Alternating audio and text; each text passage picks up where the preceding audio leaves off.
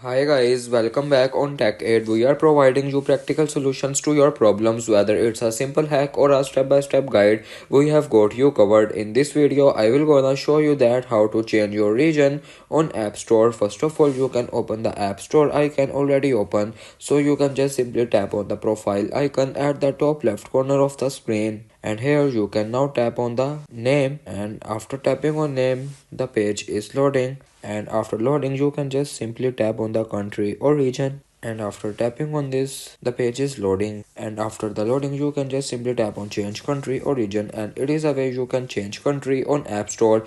If you want to keep your online activity private and access to restricted contents like I do, trying using a VPN. It's secure, easy to use, and makes a browsing safer. The link to buy is in the description below. If this tutorial helped, don't forget to like the video and subscribe for more practical solutions.